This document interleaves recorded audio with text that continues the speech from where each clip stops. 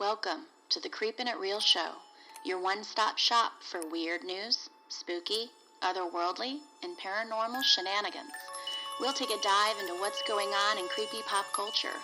You can follow us on Twitter at creepin_it and like us on Facebook at The Creepin' It Real Show. Do you have a paranormal story you'd like to share with us?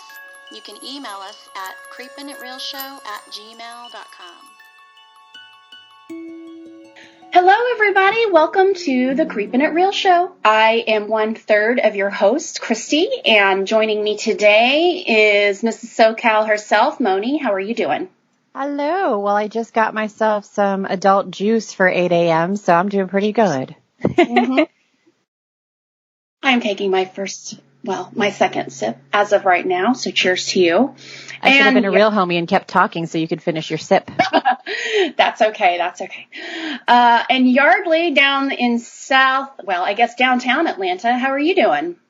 I'm doing good. Can't complain. Ran a few errands earlier, so I'm sitting here being jealous of both of you getting your drink on.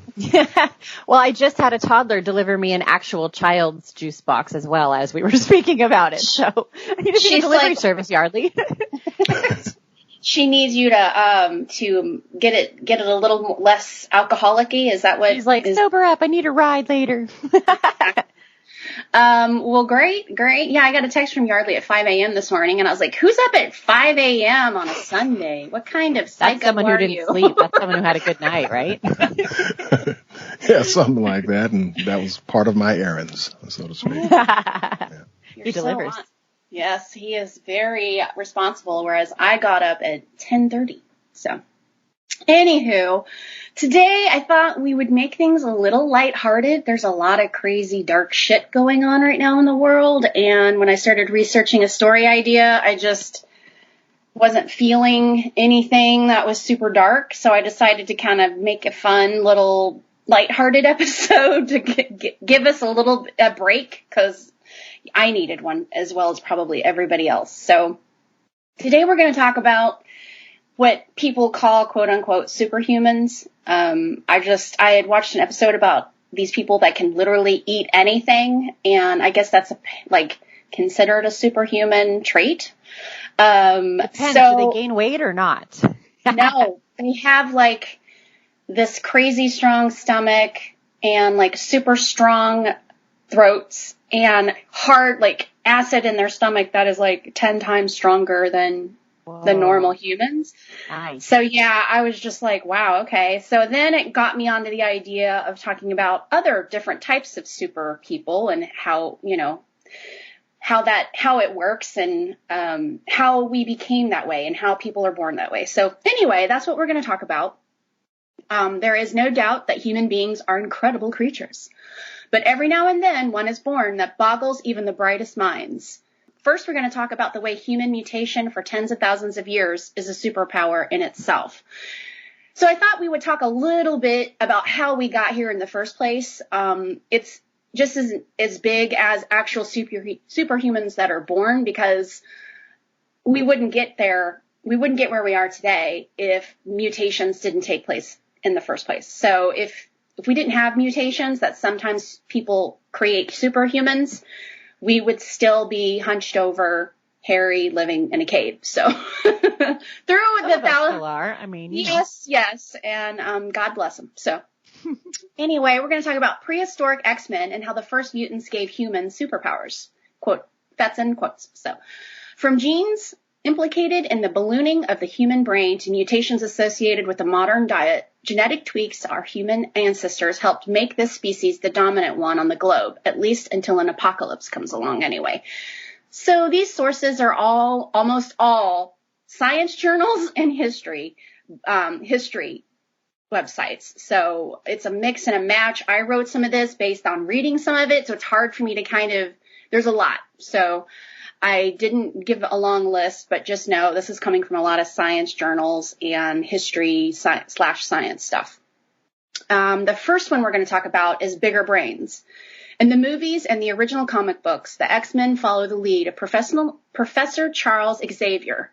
Professor X, mutant telepathy offers an appropriate sci-fi echo of some of the real mutations that set humans apart in prehistory. Genetic changes that allowed for big, powerful brains. Research into the fully sequenced genomes of gorillas helped to identify such a gene called RNF213. It showed accelerated evolution in the branch of primates that includes humans, gorillas, and chimpanzees. What we mean by accelerated evolution is not just that it has accumulated a lot of differences, scientists reported. What we're looking for in accelerated evolution are changes that really do change the protein sequence. And that's just what happened with RNF213. What's more, other researchers have linked deficiencies in RNF213 with Moyameoa disease, which involves decreased blood flow to the brain. This suggests RNF213's evolution helped facilitate the large blood flow needed by big, energy-hungry brains. Is it true that the human head weighs 8 pounds or 9 pounds? I don't know. I heard that on Jerry Maguire. Yeah, generally. Mm-hmm. In general, genes related to the brain development and sensory information processing showed accelerated evolution in the human lineage. In fact, RNF213 is just one of many genes, such as Frizzled 8 and ASPM, linked to brain size evolution in humans. Of course, humans' brains aren't just big. Like Professor X's brain-boosting Cerebro computer, the real human brain is a powerful processor, and scientists have also identified a few mutations that might have helped to juice up the human computer. Disease studies revealed that a DNA region called HAR1 shows activity in the human brain, which means the DNA is turned on and not suppressed in brain cells. Specifically, during brain development, this region shows activity within neurons that help lay down the pattern of the cerebral cortex, the gray matter seat of the consciousness, language, and memory. Moreover, early studies comparing the human and chimpanzee genomes identified an HR1 as evolving rapidly in humans after the human-chimpanzee split. So I didn't want to get into too much detail of this whole situation because it's smart people stuff. On the steering wheel, but it's really interesting that there was a split at some point back in way past history of humans and chimpanzees. And it's really fucking fascinating how that happened because we went from like even less than a chimpanzee is today because they still evolved, but not to the capacity that we did, and became who we are today. And that is, I mean, when you think about it, we haven't been around all that long. For us to go from where we were to where we are now, that is seriously fast mutations. So I didn't know I needed to read all this science shit, but when I did, I was really interested in it. And I saved a bunch of stuff to read even more on that I didn't think would be interesting enough to put on the show. But wow, it's fascinating how quickly we evolved, especially our brains. Or some of us anyway. Yes. Thank you. There's an asterisk there. All right. Well, let's talk about conquering mouths. So Professor X isn't the X-Men's only claim to fame, just as the brain isn't the be-all and end-all of human prowess. Like fan favorite Wolverine, whose mutant healing factor tamps down toxins, humanity owes some of its success to an ability to ward off sickness. The migration of ancient humans across the globe over the period from 200,000 years ago to 18,000 years ago suggests they could eat a wide variety of plants. Research suggests that a gene called AMY1 helped make such a wide-ranging diet possible. One of the really extraordinary things about modern humans is how we rapidly colonized the rest of the world. The only way that could have happened is if we were able to adapt to local conditions, and that would have entailed the experimentations of new local plant foods. Plants have defenses, though, which often result in diarrhea, sapping unlucky diners of any nutrients that they have. AMY1, which codes the enzyme that digests starch, may have helped early humans obtain the glucose from the plants before getting sick. That's because modern humans have more copies of AMY1 compared to human relatives, chimps and bonobos. And in humans and close relatives, AMY1 is expressed in the mouth, not just in the intestines. This means people can begin effectively digesting starch as soon as they take a bite, long before the meal hits their intestines and could make them sick. In addition, many scientists have focused their attention on regulatory regions of DNA, which turn other genes on and off. That work suggests that humans and chimps aren't different because we have different building blocks of proteins, but that we're using the same building materials in different ways. That is kind of interesting how over time, you have to adapt to your food sources depending on where it's at. And that's a process in itself. And it's just interesting because, like nowadays we call ourselves picky eaters and our stomachs are finicky and things like that. But just imagine going through a time where you just didn't have, you just had to eat what was there. And, somebody had to be the first person to eat this, that, or the other and to die from it or to get sick from it. It's just interesting how your body develops. I was just thinking about how my stomach and mouth have time and time again failed me as far as the water in Mexico. And what a shame it is that AMY1 has not adapted because living on the border of Mexico for, from almost my life, we went down there quite a bit. And there were times that we in high school would sneak down there because you can drink. And, everybody tells you don't drink the water, don't drink the water. But when you're drinking and you're thirsty and you start eating ice, not correlating that is water, many days did I have to pull over on the side of the road on the way home and expel really horrible things out of my intestines in the desert. So not fun at all. Yeah, a shame that AMY1 hasn't decided that we should adapt to South America is included in that as well, because I don't know South America, but we went to Punta Cana, same thing fucking happened. So anyway, what a shame, but at least we were able through the years to live. And yes, like Yarly was saying, you're starving, you're traveling, and you didn't pack enough snacks, and you're, looking through the countryside, betting on if this plant or that berry or whatever can sustain you and not kill you. That's quite a gamble. Nice. Good times. So, humans with real-life X-Men mutant superpowers. Humans have yet to sprout adamantium claws, but certain gene mutations have produced some pretty amazing real-life superpowers. Scientists believe that every time the human genome duplicates itself, there are around 100 new mutations. They're pretty common and usually negligible. However, it would stand to reason that within the pantheon of human mutations, some would express themselves in the form of extraordinary superhuman abilities. Super endurance. Finnish Olympic skiing champion Eero Montiranta, may have been the first Finnish sportsman to test positive for hormone doping, but he probably didn't need to since he had genetic super endurance powers. Along with other members of his extended family, Montiranta had a condition resulting from a mutation in the erythropoietin receptor gene. This resulted in the ability to carry 50% more oxygen in his bloodstream, a trait which is quite advantageous in endurance competition. That's pretty interesting. Mm-hmm. Super strength. When you think of genetic disorders, physical frailty might be something you can imagine. However, there are also genetic disorders that exist on the other side of the bell curve that result in superhuman strength. And that seems to be the case with Liam Hoekstra. Liam, who made headlines in 2009 as the world's strongest toddler. This is a crazy picture here. I know. The toddler's face with the most swole body you've ever seen. Has a rare genetic condition in which his body blocks the protein myostatin, which inhibits muscle growth. Individuals or animals with this deficiency tend to have much larger muscles with little body fat and inherent super strength. While Liam doesn't appear to boast any fantastical car-tossing strength, he is naturally stronger than all his peers without any training.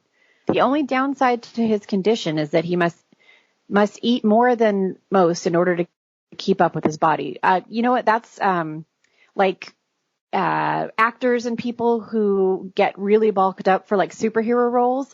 They generally do have to consume a few hundred calories like every 2 to 4 hours. So I imagine it actually is pretty exhausting because you literally have to wake up in the middle of the night and eat. So as cool as it sounds, it probably sucks a little bit. So the picture you're looking at, he is not, I guess, qualified as a toddler anymore. There's a picture of Liam in 2009 when he's a toddler, and he doesn't really show any muscle. He just looks like a normal kid. But I was watching this TLC documentary on him. I didn't watch all of it. I kind of skipped through because I just wanted to see enough to talk about it. And it shows him at like his kindergarten or his preschool class and him doing pull-ups. And, of course, they're like 3-year-olds doing pull-ups. But he showed zero definition. And I didn't want to show that picture because I wanted to see something more recent of him instead of something from 2009. And so this was a picture, I believe, from like 2016. So 5, 7. So he's 10 here in this picture. Okay. And he has like a 10 pack. Yeah, that looks fake. It's just crazy. It's real. Like when you're wearing one of those shirts that makes you look up. Yes, exactly. Like one of those T-shirts with the bikini. Yeah, that's what it looks like. It looks like a bodybuilder with a kid's head, a 10-year-old head. It's crazy. And so, after I was just talking about watching the show about people that could eat anything, I had to include this guy who was in part of the show that I watched who ate an entire airplane. This superpower is eating that which should not be eaten. Michael Lotito was a French entertainer known as Monsieur Mange-Gâteau or Mr. Eats-All. Throughout his career, Michael consumed all manner of non-consumable objects made of glass, rubber, and metal, which he could often accompany by downing mineral oil. I'm assuming that is probably to help it pass through your intestines a little better. One of his most impressive feats was consuming an entire Cessna 150 airplane, which he ate in small bits over the course of 2 years. What? I mean, just because you can do that doesn't mean you should, right? He's probably got radiation or something weird on the inside now. He's dead, but yes. There you go. I think ironically he didn't die of this. He died of like some other random thing. But there are a couple of things going on here. First, Michael appeared to suffer from a condition called pica, a disorder characterized by the appetite for non-consumable foods like dirt, rocks, and metals. Yeah, I would assume that's the only way. You would have to suffer from that to even know you have this, because who's going to just sit down and go like, I'm hungry, give me an airplane for lunch. I've heard of that My Weird Addiction show, people have it and they'll eat like all their dirt or their toenails or whatever the hell. So yeah. I watched a Forensic Files about this family that had immigrated from like the Congo or somewhere and stayed in a home in like New Jersey and, finally get there, all the horror that it took to get to New Jersey from the Congo and think they're finally safe. And their 3-year-old daughter died and they could not figure out how. And she suffered from like uncommonly high doses of lead. And she had been eating the paint on the front porch. And of course it's illegal to have lead paint, period. Yeah. So they had to sue the building owner. But it's so horrible. But she suffered from pica. She had pica and that she was sitting on the front porch apparently eating the paint chips that were coming off the patio, but they had fucking lead in them. So shame on that guy. And so, the entire building sued him. He went out of business, thank God. But anyway, so we're going to continue on with this crazy guy. But what makes Michael truly notable is the abnormally thick lining in his stomach and intestines that made it possible for him to eat sharp metal objects and consume toxic substances, which would have killed a lesser person. And they didn't mention in this article, because I watched the show, and it wasn't just that. It was his stomach acid. They also said his stomach acid was like, you could have laid an airplane in it, and it would have just dissolved it. So it was that as well, because you had to have that really thick lining in your stomach to contain that kind of stomach acid. Mm-hmm. So, and his throat was abnormally large too, like almost like a python throat. Like it took large pieces of materials. So very strange. When they did a autopsy on him, that's what they found out. So It's crazy. Anyway, so now we're going to talk about photographic memories. You may have difficulty remembering the exact details of the late 1970s TV sitcom Taxi, but actress Mary Lou Henner sure doesn't. And not just because it was her most notable role, but rather because she has a condition known as hyperthymesia, or the ability to recall every tiny stupid detail from her life going back decades. Every detail. God, that would suck. Mary Lou is only one of 25 confirmed cases, really, hyperthymesia, which allows her to pinpoint the smallest details of her life on nearly any given day. She told ABC that rifling through her memory is similar to viewing little videos moving simultaneously. When somebody gives me a date or a year or something, I see all these little movie montages, basically on a time continuum, and I'm scrolling through them and flashing through them. While some scientists theorize that hyperthymesia is the result of an obsessive-compulsive need to constantly review and therefore renew one's memories, there is also a psychological link in which the temporal lobe and caudate nucleus of the brain are found to be enlarged and afflicted.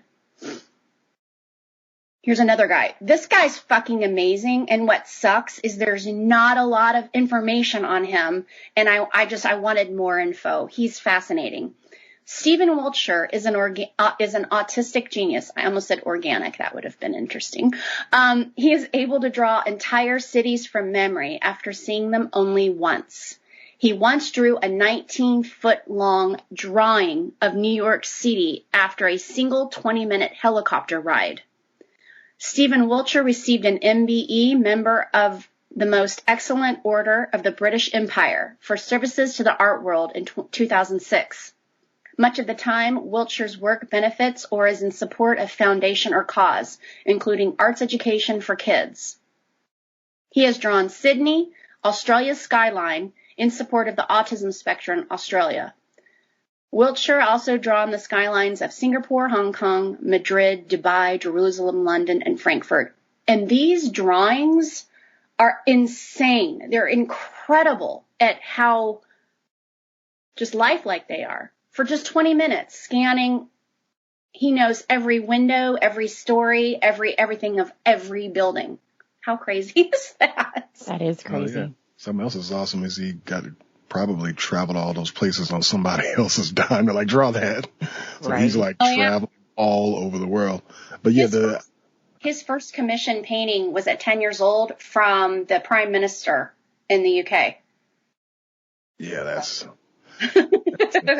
but that's, I mean, I'm pretty sure in some type of way over there, like he's pretty much a legend. I think it would be dope to have your stuff. I mean, obviously his stuff's probably going to be put somewhere, you know what I mean? Like in some type of there's an entire museum in London dedicated to him, and he all he does, this is all he does.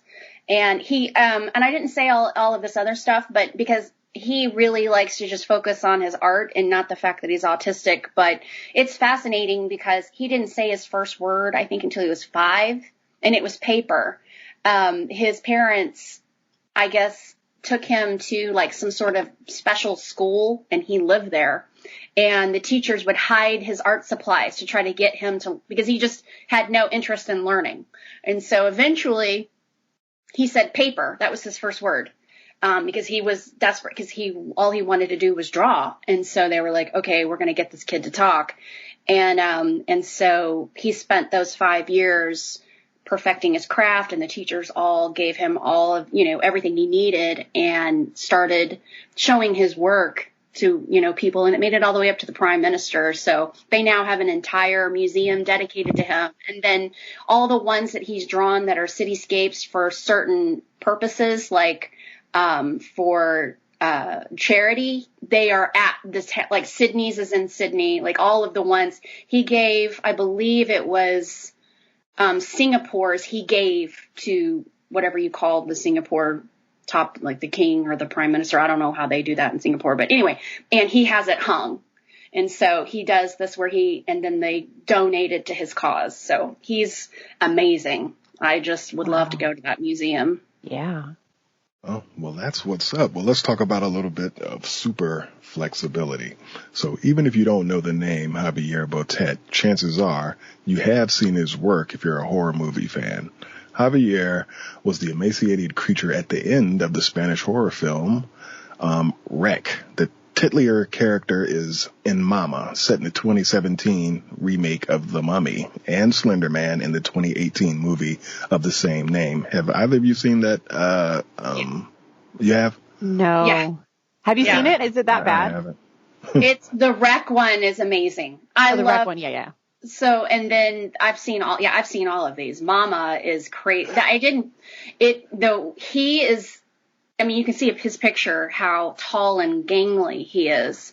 But, I was shocked. I didn't know those were actual person that didn't have CGI on him. Yeah. I thought it was just all CGI, but holy shit.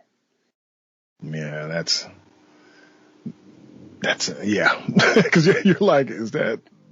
I don't want to say that it's weird because that's somebody. You know what I'm saying? But it's different. It's interesting. Yeah. Definitely. So Botet has a genetic condition known as Marfan syndrome, which affects connective tissue throughout the body. People with Marfan tend to be unusually tall with long limbs and fingers and have abnormal flexibility. Marfan is a spectrum disease, meaning that severe cases can lead to life-threatening defects in the heart and other organs. However, with mild symptoms can live normal, full, healthy lives. So, go ahead. No, if you're talking about this guy, then talk. I was going to talk about the next one. No, talk about the next one. No, I was going to say, everybody always asks you what your superpower would be if you could choose it. I didn't know this could be a superpower, but I would choose this next one as my superpower for sure. Same. Having looked ahead, yes. Partying hard and face no physical consequences. Yes. So for someone who has, by his own admission, drank, smoked, popped, snorted, and injected copious amounts of substances over the years, how is Ozzy Osbourne still around when so many similarly inclined musicians from the past are not? The answer may be due to his mutant superpowers of partying. For real, back in 2010, Ozzy had his genome sequenced, and researchers said they found several gene variants never seen before.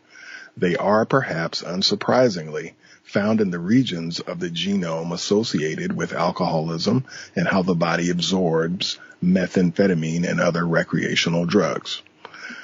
So, how do I get that? Exactly.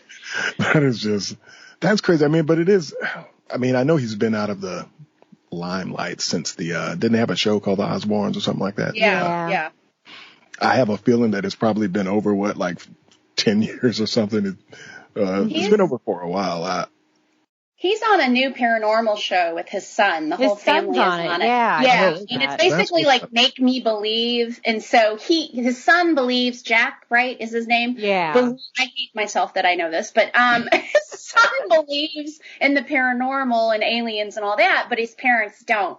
So, and it really is an interesting show. And so his son's job is to find the best evidence to give to his parents, to convince them. And of course, Ozzy Osbourne, as much as he has a genome to keep him alive, his brain is fucking fried. Like, I don't know what he's doing, trying to convince his dad doesn't know what day it is, doesn't know, he's just like, oh, okay, whatever.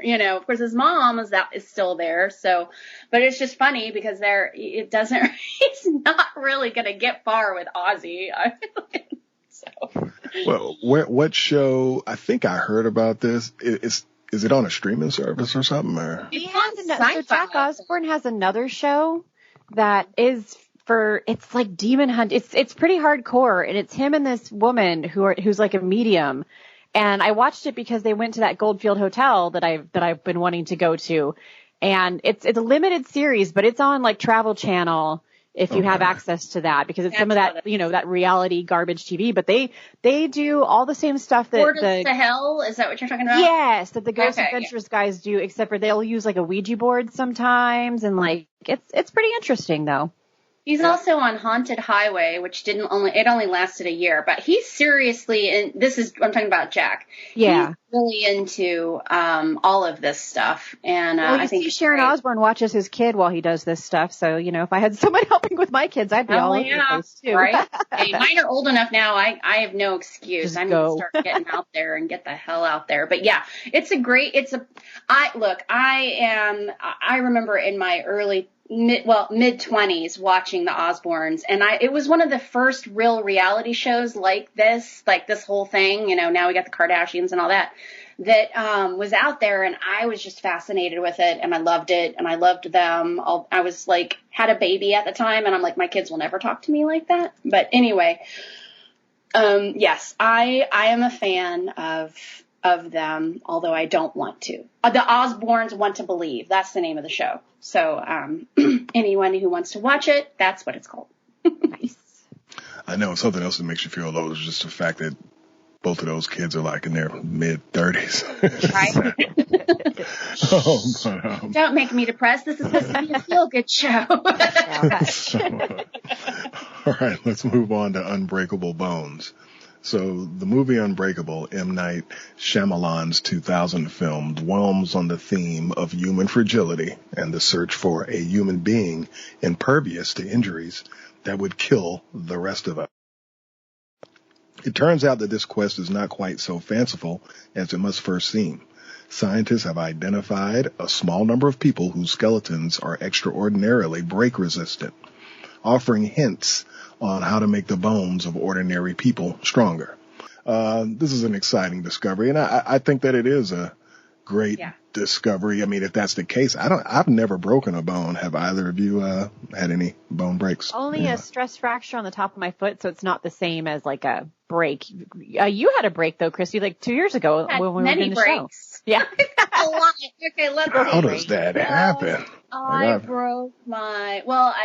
Let me think about this. Okay, so I'm trying to get them all in order. She's not impervious to drinking and partying. That would be how that There's nothing to do with it. One was a break from falling down the stairs drunk, yes. Let's see. I broke my elbow in 3 places, including my funny bone when I was 8. I used to live in Houston next to the NASA parking lot, and I went into the parking lot and was jumping from car to car and fell off the car and missed and fell and broke my arm. And it was the worst. And now my arm healed so well, it hyperextends. It looks like it's crazy. It freaks people out. And then that was in high school. I got drunk at a party and fell down the stairs. The first day of spring break, I was supposed to go snow skiing with my parents the next day. Didn't get to do that. I went, but I just sat on a jet ski or a snowmobile and watched them while they so I broke the top bone on my foot. On one foot. Then I was in a car accident. We hit a phone pole and flipped 5 times in high school. And I broke my nose and my ribs. And then fast forward, let me think, anything else in between? Nope. Fast forward to a couple of years ago, I was getting out of bed. And when you sit on your foot, which I'm doing right now, I'm trying to break the habit. I sit on my foot when I sit down. And I was on the phone, and a girlfriend was like, hey, can I borrow those boots, blah, blah, blah. And I was like, yes. And I jumped out of bed. Well, my foot was asleep. And my foot just went clunk. So I heard the crack. Yeah. And I jumped on my other foot, but I lost my balance jumping on my other foot. And then I fell on that foot again and clunk and fell and broke the other foot, the top of the foot bones. You're famous for that one in my house because my husband's always yelling at me. Like my posture's terrible and I'm always sitting like on my feet in weird ways. Yeah. And then they fall asleep, like you said, like you don't know. And so like last night I was doing a craft project and we actually mentioned you because I got up and I was like, fuck, my whole leg. I've been like sitting on it weird and it hurts really bad. And he's like, sit down before you break something like Christy did that one time. And I still do it. And Rick's like, stop. Because I get up, I'm like, oh. Women, have you noticed that, Yardley, that women, we tuck up when we sit sometimes? Yeah. That's apparently really dangerous for your limbs because it's not the same kind of tingling fall asleep. You just fucking lose control of whatever limb, and then you go to stand up and you hurt yourself. Well, you can stand up fine, but if you jump up, like that's what I did when I broke mine. It's like I jumped up and my foot, I wasn't expecting it to be numb, and it just went flunk and it collapsed.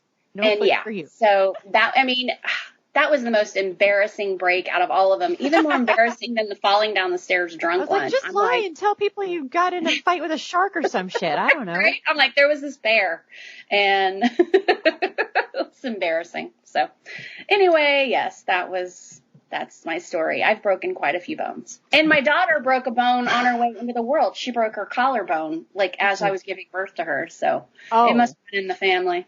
And she broke her finger slamming it in a car door. And she's 18, so she's still got some time. Nope. All right, already battle tested. All right, so back in the 1990s, a seemingly ordinary man was involved in a car crash so serious that it should have shattered many of his bones. Yet the radiologist who interpreted his X-ray studies could not find a single fracture. And this wasn't all. The radiologist also noticed that the patient's bones were unusually dense, as it turned out, 8 times normal density.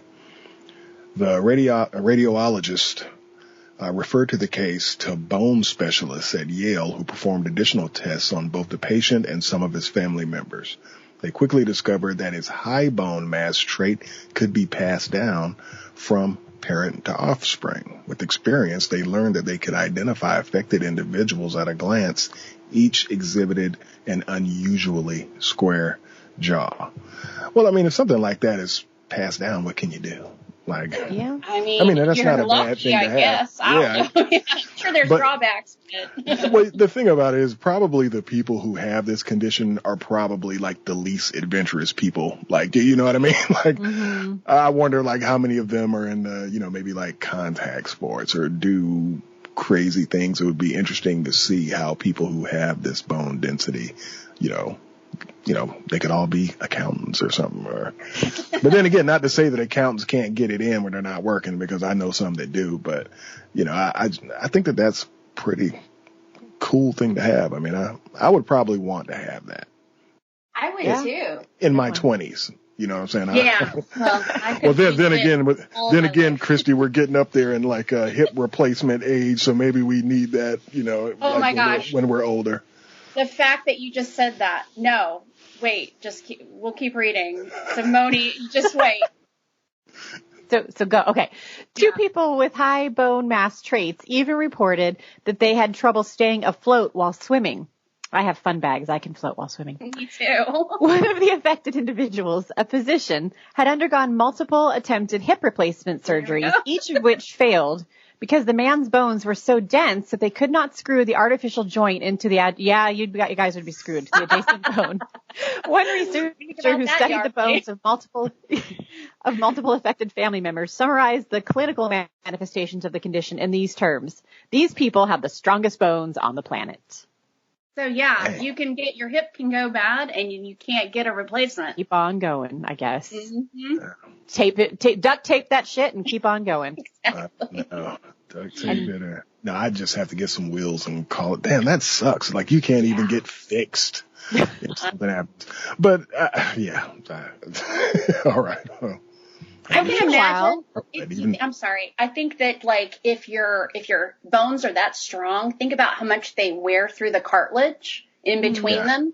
So you would probably have a really hard time. I mean, you'd have to get a lot of like of those pads in your like vertebrae and your hips, and that would really suck. But no, thank you. I mean, I'd gamble just so that I don't break a million bones. Oh yeah, like facet injections would have to be your best friend forever because your cartilage is probably shot. Yeah. That sucks. And I think it's so funny that everybody, like I learned as I got older that people don't break bones a lot. Like I always thought I was pretty normal. You're normal I'm case. like, oh, okay. You're more like glass. Shatter, shatter, shatter. No, I just make really bad, poor decisions. And I'm like terrified of like jumping out of airplanes and shit like that. But I just managed to come across the dumbest possible ways of breaking your bones. So anyway. So meanwhile, in Omaha, at about the same time, a second team based in Omaha was studying a similar family, many of whose members had never fractured a bone and turned out to have equally high bone density. Genetic studies eventually showed that the mutation involved a signaling pathway that regulates normal bone growth and development. The new trait showed that the same pathway also regulates the overall bone mass. Researchers soon realized that this gene was associated with a disease that can cause osteoporosis in children. Why you do this to me? Osteoporosis pseudoglioma syndrome. That's my final answer. They learned that if the gene is disrupted in a way that leads to less activity, the bone... Pseudoglioma. So what did I say? Pseudoglioma. Anyway, pseudoglioma. All right. Osteoporosis in kids, a rare kind. I should put my glasses on to make me smarter. So they learned that if the gene is disrupted in a way that leads to less activity, the bones that form are very brittle and susceptible to fracture. But if the gene disruption leads to overactive function, as in the patients with the newly discovered trait, bones are unusually dense and strong. The identification of this pathway has spawned intense scientific investigation. In osteoporosis, age-related declines in hormones, especially estrogen in women, result in rapid increase in bone breakdown that outpaces bone formation, which we know. It appears that manipulating this genetic pathway can prevent fractures in patients with osteoporosis, a finding recently described in older adults. As more individuals with the new trait have been studied, though, it has become apparent that the condition can have adverse effects for some patients. For example, thickening of the bone can compress nerves, interfering with normal hearing and balance, affecting vision, and causing loss of sensation and motor function in other parts of the body. In addition, some patients complain of headaches and bone pain. Whatever the downside, the discovery of new traits is a beneficial example of phenomena discovered by Louis Pasteur over a century ago. Namely, that in the fields of observation, fortune favors only the prepared mind. Important discoveries made by curious individuals who notice something unexpected and then have the presence of mind to pursue it. In this case, human beings will never truly be unbreakable, but these new discoveries show promise in making us more break resilient. They should put Christy as the first test subject for things like this. Right? Sign me up. So now we're going to talk about this man who is superhuman because he's disease resistant. The AIDS epidemic ravaged the gay, black, and Latinx community throughout the 1980s and early 90s. But one man managed to never get sick, even as friends and lovers around him fell to the then mysterious ailment. Stephen Crone was found to have a Delta 32 mutation, which protected his CD4 white blood cells from HIV. Due to the small genetic change, which otherwise had no apparent effects, Crone was completely immune to HIV. With any disease outbreak, a few individuals in a population are always found to be immune for one reason or another. These immunities can often help scientists describe the disease and devise treatments. So I watched some different stuff about him, and it's fascinating because he was basically the beginning of the cure for, not the cure for HIV, but the medications and stuff. Like, they studied him, and he gave them basically tons and tons of blood and worked with everybody to find a cure, or not find a cure, but help find ways to battle it and to suppress it in people. And nowadays, people get HIV, and it's just not like devastating as it was back then. It's not a death sentence anymore. And it's due to him and a couple of other people. And unfortunately, he killed himself, the beginning of 2000. He had horrible survivor's guilt because he watched everybody he loved die. And he was basically knew he was going to do it and made sure that there were more people, and they were appropriately funded with enough people that he felt like he could go. And everybody in his family was they knew he was going to do it. He was just really struggled with surviving when nobody else did. So bless his heart. I mean, what he did was, I mean, they all attribute him to the beginning of helping so many more people. So we're going to cheers to him. Cheers, buddy. You did good. So anyway, I'm going to continue on to Camel Girl. This picture, y'all, it doesn't look real, and it's real. They called her Camel Girl, and I think that's a horrible name for her because she's nothing near like a camel. I don't understand. Anyway, I don't know why they came up with that name. It sucks. So, this was way back in the day, and shame on me. I don't have the date on here. So, is anybody there? I'm on mute. Yes. Yeah, I'm on Everybody mute. gets so dead silent that it freaks me out and makes me think I've lost connection. So it freaks me out because it's like dead silent. If I wasn't here, I'd be like, hello. Yeah, I just stay on mute. Anyway, okay. So Camel Girl was alive from January of 1870 to December of 1921. She was the star of W.H. Harris's Nickel Plate Circus. Ella Harper was born with a condition known as genu recurvatum. This condition allows one's knees to hyperextend and actually bend in the opposite direction that knees normally bend. That's a fun party trick. Can you imagine? I mean, look at her. That is some weird shit right there. Yeah, they probably call her Camel Girl because, one of the things to note is that she was most comfortable walking on all fours. So maybe she hunches her back a certain way. You know what I'm saying? Because it seems like in this picture she's at rest because she's kind of propped up, with her hands on the, on the table. I saw a lot of pictures of her on all fours, but honestly, you can't really view how crazy her knees are.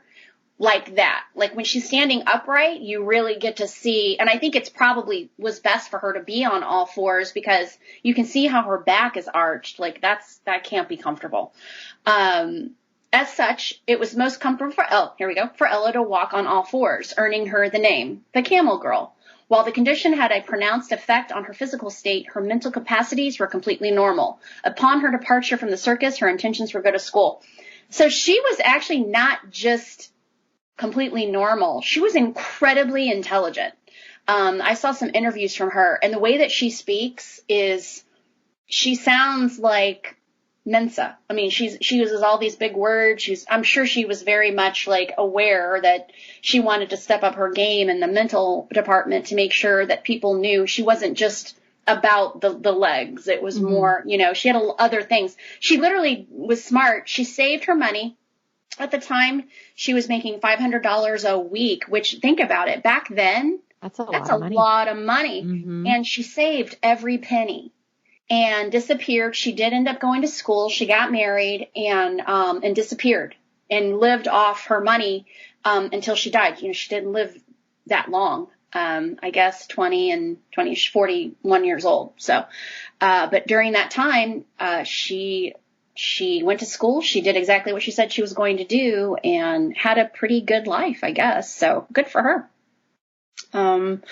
So now we're going to talk about a man who never sleeps, which I think I have the opposite mutated situation for that because all I ever want to do is sleep. So, Thai Ngoc is a Vietnamese insomniac. I wouldn't call him. Do you really want to call that insomnia? Because he hasn't slept for 45 years. Like, I think that's a little more extreme than insomnia. Yeah. According to the Vietnamese news organization, he is Thanh Nguyen. He is best known for his claim of being awake for 45 years. Wow. He also claimed that the newspaper also claimed that Ngoc acquired the ability to go without sleep after a bout of fever in 1973. But according to the Vietnam Investment Review, there was no apparent cause. At the time of the Thanh Nguyen report, Ngoc suffered from no apparent ill effect other than being unable to sleep. He was mentally sound and carried 2 100-pound sacks of pig feed down 2.5-mile road every day. Ngoc has refused to be taken abroad for testing as he has not left his village for 60 years and is afraid of tests. In October 2006, however, Ngoc reported that he was beginning to feel like a plant without water due to the lack of sleep. Knock currently lives on his farm at the foot of a mountain, busy with farming and taking care of pigs and chickens all day. His 6 children live at their house in Q Trong. Knock often does extra farm work or guards his farm at night to prevent theft, saying he used 3 months of sleepless nights to dig 2 large ponds to raise fish. Can you imagine how productive you'd be not sleeping? If you never slept. I'd be a millionaire. Seriously. You're kidding me? I would have just watched all the way to the end of the internet. That would have been what I did. But is there any more information on this guy? I just don't know. I don't know if it's. I mean, you're using testing. Your body. Yeah. I just think that your body is just going to shut down on its own. Like, you're not going to have a 45-year streak. I mean, you can look it up. There's not a lot about him in particular, but there's a lot about basically people who know him who say. Is there a way? Do y'all think that there's a way for his body to be at rest and not like appear to be sleeping? You know probably what I mean? meditates and it's like his eyes are open, but he's asleep. But you're right. You can have that superpower. I'm just sorry. Like could you imagine getting shit-faced drunk and not being able to pass out? Imagine making bad decisions and not being able to rest and feel better about it the next day. Oh gosh, you've got to ride out that acid trip. Yeah, I'm just going to sit down and pick apart every little thing I did just now and then like beat myself over the head instead of, I'll go to sleep and wake up. It'll be much better in the morning. So let's talk about the Iceman. So Wim Hof is impervious to extreme cold. He claims he can control his own inner thermostat by the power of the mind. Hof holds 20 Guinness World Records for his ability, and in 2007 climbed 6.7 kilometers altitude on Mount Everest in nothing but shorts, defeated only by a recurring foot injury. He is claiming to hold the secret to curing MS, arthritis, diabetes, fear, depression, anxiety, pain, PTSD, bipolar disorder, cancer, you name it. And nobody seems to care. It doesn't matter to him that over the past few years he's become some kind of global cultural phenomenon, making media appearances all over. He's been on the Discovery Channel, ABC, National Geographic, and NBC to provide the lowdown on not only his breathing technique, but also his nearly superhuman ability to withstand cold, which is another part of his method and always a crowd pleaser. In all, he has claimed 26 world records for his various feats, including the Guinness World Record for the longest ice bath, which was 1 hour, 52 minutes, and 42 seconds, enabling him to rightfully be called the Iceman. I mean, but why though? Like, why would you want to do those things? Right? I don't know. It's great. I guess if you fall through the ice and like accidentally, I wouldn't necessarily jump through and be like, look at me. But if I had drowning too. But anyways, yeah. Exactly. Or if I got stuck in the Arctic, or if I was in that boat, remember the one that we watched the show of where they went up to the North Pole and there were these monsters and everybody's froze to death. Like, I guess then it would be great to have that. There you go. In that one scenario. Okay, so let's talk about a real life Batman. Daniel Kish lost both of his eyes to retinal cancer by the age of 13 months. As a child, he began to click with his mouth and taught himself to navigate his surroundings through echolocation.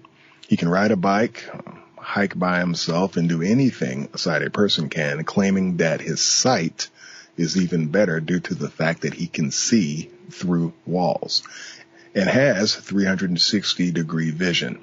He now travels the world and runs his organization, World Access for the Blind, that teaches blind children to echolocate. That's interesting.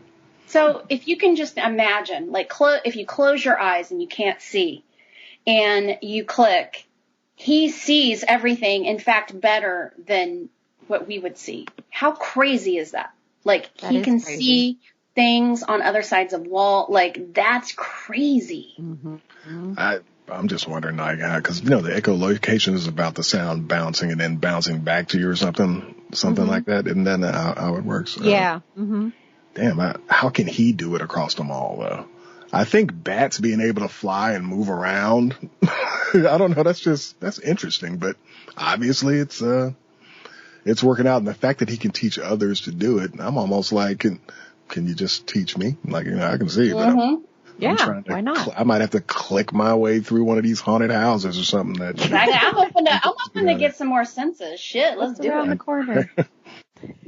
So the Battery Man, Slavica Pajkic has a superhuman ability to withstand enormous bouts of electricity entering his body without pain or injury. In 1983, he set his first world record when he took 20,000 volts of electricity without damage to his person, when a regular human would have been seriously injured by a mere 50 volts. In 2003, he set his second record when he was able to conduct enough electricity to heat a pot of water to 97 degrees Celsius, almost the boiling point, in 1 minute and 37 seconds. He can also store electricity in his body and release it at will, as evidenced by the many times he has set an alcohol-soaked cloth ablaze with his body. Can you imagine? No. He just holds on to that shit. Dude, can you imagine, like, here, hold my beer, like, party tricks with these people would be amazing. That is. Do you see this? There, I didn't include the picture that shows the up. So this is him basically with a hot dog on a fork. And at the end, if the hot dog is split, when you cook a hot dog too long and it splits open, that's basically what it looks like. But I was like, how do you hold that in your body? That's crazy. I know, yeah, I'm good with that one too. It's like, but why? So there's the monk with impenetrable skin. Zhao Rui is a Shaolin monk who has trained himself to withstand dangerously sharp objects. So this is partially a training thing, though. In a shocking stunt, Rui held a power drill against his temple without breaking the skin for 10 seconds. Other incredible feats include bending an iron bar against his throat and lying upon sharpened metal spikes while breaking stones with his head.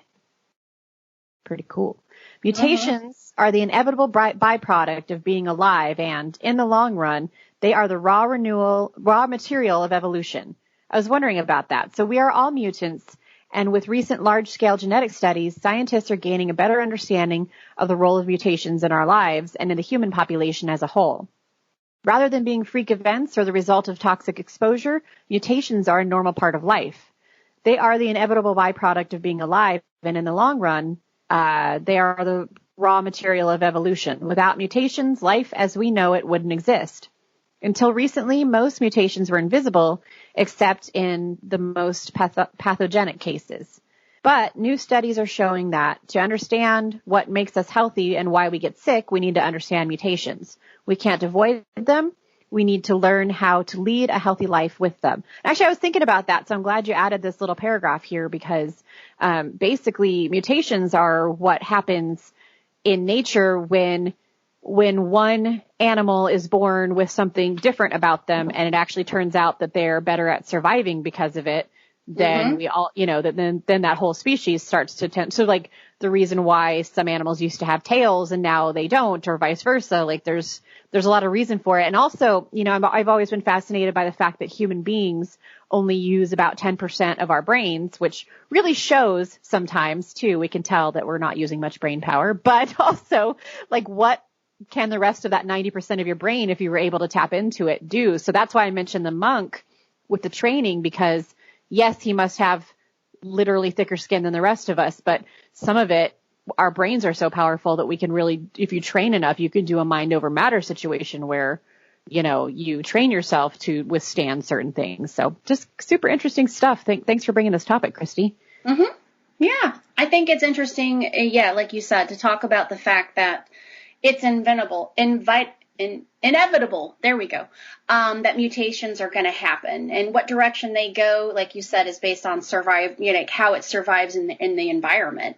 So some of these things are not survivable in the environments that we have, and that's what makes them extraordinary. So it was an interesting thing, and I got really into a lot of rabbit holes I didn't know I was going to go into when I started studying it, and that's why I decided to begin it with how we all are superhuman based on how our ancestors from tens of thousands of years ago mutated. So very interesting conversation. And I really grew a bigger respect for like the X-Men and all those things, that those movies that I've still, that I'm not like really into, but also grew kind of an appreciation for the topics, because they really did their homework when they created these people. It wasn't just, I'm just going to give somebody that has a big brain. They really looked into how it happens and what are the most probably common mutated way, what are the most common ways people can mutate? And they use that to create these different characters. And I found that really made me more interested in kind of those types of topics for movies and comics and stuff. So yeah, it gave me a little bit of more appreciation for the comics that you guys love and the movies. Because I just don't quite understand it. And so now I kind of do. So yes, yay. With that, we're going to do a quick little rundown of some of the movies and shows that we recommend you guys might want to watch or check out. Moni, what you want to give us? You want to start with yours? Sure. Most of mine are not so much horror, but I'm sure I'm going to butcher the name of this. It's actually a French show, but they did overdub it, so there's no reading involved, but it's called Lupin. It's Lupin. Lupin, that's the name of the thief, yeah. Okay, so I was thinking of you because it's such a great show, and I thought you might enjoy it. So obviously, then you've seen it, right? Yeah, I have, and it totally blew my mind that it was only 5 episodes. I'm on the last, so I haven't watched the last episode yet, but we've watched all 4 very quickly of 5. It's a great show. Yeah, it's solid. Yeah, it's basically sort of a vengeance without the violence too much, and a heist, and I don't know. It's a really smart show. It's really good. WandaVision, which everybody's been talking about, and then my daughters watched it without us, and they freaking loved it too, so recommend. That's on Disney+.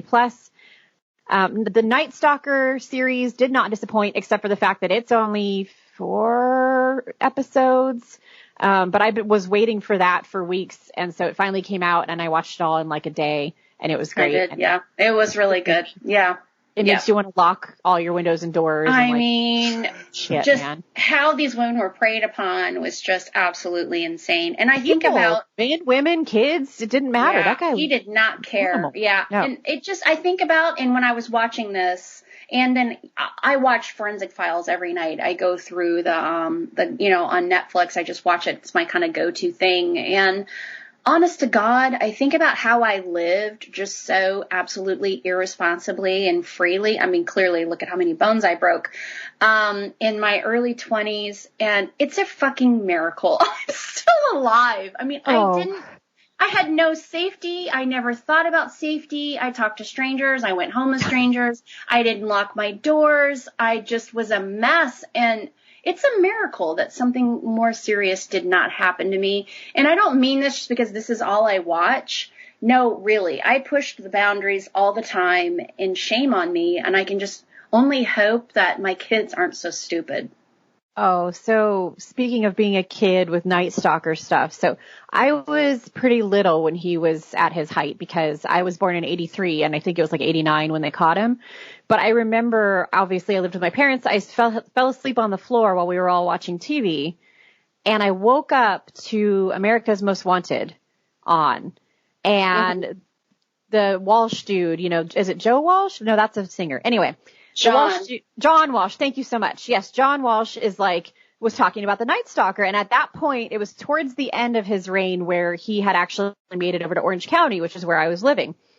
And he was saying that they suspected that he was taking the trains and then jumping off at just in random neighborhoods and coming and killing people, attacking people in the neighborhoods where he jumped off the train. And so it was probably not as late as I thought it was, but it's late at night. I wake up, I'm on the floor, I'm watching this because I'm like, hoo-hoo, I'm not allowed to watch this stuff when my parents are awake. So I'm watching America's Most Wanted, and they're like, the Night Stalker, he kills children, he kills everybody.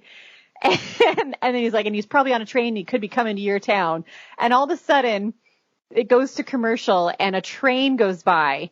And the train was like a block from my house at the time. And I just listened to the train go by, and we had windows open like you do in Southern California. And I was just like, the Night Stalker's totally jumping off the train and going to come kill us all right now. So I didn't sleep for forever until they caught that guy. And the show does a good job with, and I've read some stuff on the Night Stalker. They do a good job with how he gets caught finally, which is he ends up like in the barrio.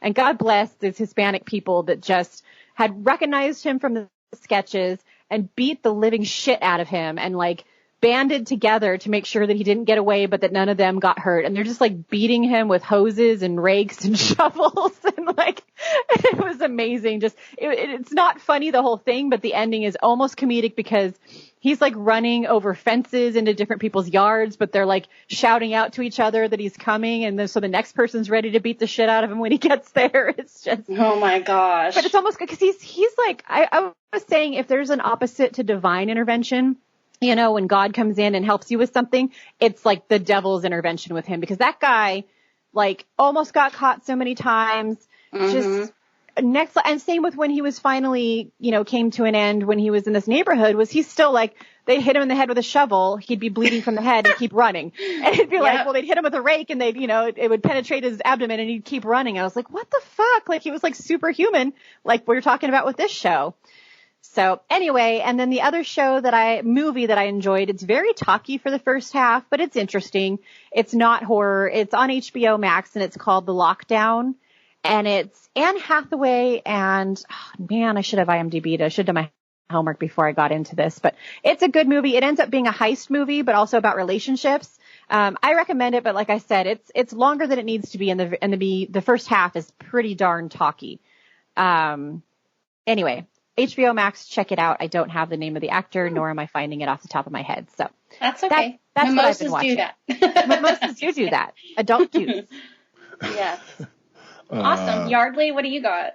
For me, I haven't seen this yet. Okay, good. For me, I pretty much co-sign everything that Moni said. I've seen all of those, and they're all definitely pretty solid for the most part. WandaVision, I'll probably enjoy a little bit more in episode 5 and episode 6, which is their, you know, which closes it out. But it's, you know, being a person who grew up when like Bewitched and Leave It to Beaver and Honeymooners was in serious syndication, I can't say I miss it. So when I watch, yeah, you know what I mean? So when I watch these first 2 episodes, it's always interesting for me to think about how it plays with, you know, younger audiences. But I guess from what I get through this, you know, each episode is going to kind of progress throughout the decades. And as we go on, we'll kind of figure out, I guess Wanda's going to figure out what's wanky or what's going on. They give you little hints of glitches with whatever's going on, in the show. But I think it'll be more interesting for me when they get to like the 70s, the 80s. Yeah. Well, I mean, the 80s, the 90s, and I guess episode 6 will be like the early 2000s or something. But yeah, it's definitely different. Cut the laugh track, it would be helpful, because that laugh track is a bit much. Yeah, it's definitely decent though. And man, Elizabeth Olsen is just a cutie pie. The Ripper. This is about the Yorkshire Ripper murders, in the late 1970s, in, North England. Yeah, I think that it's solid. I'm surprised, that y'all haven't watched it in full. I'm on the last episode of it, but it's definitely interesting, and it goes to show you that no matter where you are on Earth, the same types of bullshit happens. Yeah. The same type of class, issues happen. So it's almost like it's a reminder that, you know, everybody, you know, lots of people go through the same things all over the planet, but, you know, especially people being killers. But it's solid. And it's also solid to hear a point of view and perspective about how they do police work in England. Because I'm like watching it and I'm like, well, damn, y'all's police are some hoes. Anyway, no, but I mean, you watch it. It's the same stuff that goes on, but like the interactions and how people interact, even though the experiences might be similar, we just know that culturally things are a little bit different there. So even when you're dealing with class, even though some of the situations that people are put in as they go through looking for this killer, it's just interesting to see different, you know, how different cultures operate under duress with something like this going on. So I definitely recommend it. Awesome. I think now that you're talking about it, see, when I see the Ripper, I think Jack the Ripper. And so I ignored it, but actually I think I've watched this and I just don't remember. It's been like, or maybe it hasn't been. Has it been around a little bit on Netflix, or is it just this is a brand new new one? Yeah, Okay. this is new. Yeah. I might have seen this on another, not on Netflix, but on something else, because I want to remember, like, one of the victims, one of the first, she was leaving like a bar and she didn't want to go home, and like she was living at home and she didn't want to go home. She went and partied with somebody that they didn't know, and then she ended up dead on like the moors or whatever. Anyway, I could be completely wrong. I think that's the one. But I'll watch the next Netflix version too. Bleh, can't talk. Anyway, all right, I'm going to talk about a movie that I am going to go ahead and say in the beginning or the middle of January is my Assassination Nation for 2021. Ooh.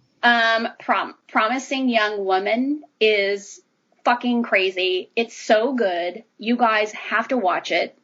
We have it downloaded, so if you guys want to watch it, I'll put it on the Google and you guys can download it. Moni, Yes, please, because I went to watch it last night and I was like, I don't really want to pay $20. Like, if I can just wait, you know. It's so crazy and nothing like what I thought it was going to be. Nothing.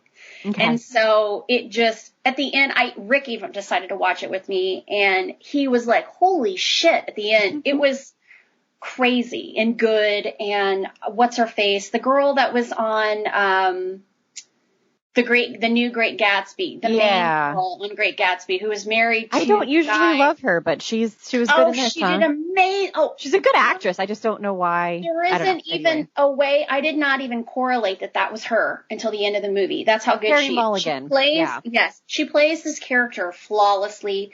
I love the personality of this character. I wish I could be this character, although, like, when you watch it, you're going to be like, really? But she's just has such a fucked up sense of humor, and I loved this movie. It got a 7.5 on IMDb, 100% earned, seriously. A young woman traumatized by a tragic event in her past seeks vengeance against those who crossed her path. Tragic event in her past seeks out vengeance for those who crossed her path. It is... I don't even know. I can't even explain it. You guys, even if you can't get it for free, it's worth the fucking $20. You have to watch it. I mean, we go to the movies. I'm not talking about you guys. You guys can get it for me. But we go to the movies and we spend all this money. This is worth a movie. This is a movie theater ticket movie. It's worth paying the $20. Trust me. You guys watch it. This next one I haven't seen, but when Stephen King recommends a movie, I'm going to fucking recommend it because that's just Stephen King. Servant. It has a 7.6. It's from M. Night Shyamalan. A Philadelphia couple is in mourning after an unspeakable tragedy creates a rift in their marriage and opens the door for a mysterious force to enter their home. It is on Apple Plus, which I don't know if we fucking have that or not. But anyway, so that's that. Those are the things I'm going to go ahead and recommend, even though I haven't seen one of them. If Stephen King says watch it, I watch it. And he has not let me down since I follow him on Twitter. He recommends stuff, and as of this point, I love his fucked up way of how he likes movies. It's really fucked up. He's about as crazy and weird as the rest of us, so he always gives out some really good things that you never thought you would watch, and then you watch them and they're really good. So that's where we are, guys. I just want to go ahead and close out the show. I'm asking you guys to follow all of us on our social medias that we're about to announce. Also, please rate and review our little show and reach out with any topics you'd love to talk about. That helps us. Look, this is not our first time job. We have full-time jobs, full-time families, full-time lives, and we just don't have the resources to push the show, and we rely on you guys to do that. And it would mean a lot if every person that listens to this took time out to rate and review the show on whatever listening platform that you're listening from. So with that, I will go ahead and say you can follow me on Instagram as Creepin' It Christy and Twitter as Creepin'_it. Yardley, where can we find you? You can find me on Twitter at militant_marker. Moni? And I am Moni Bear, MoniBarre, across the board. And also check out the nonprofit for some fun stuff at creatorsassemble.org.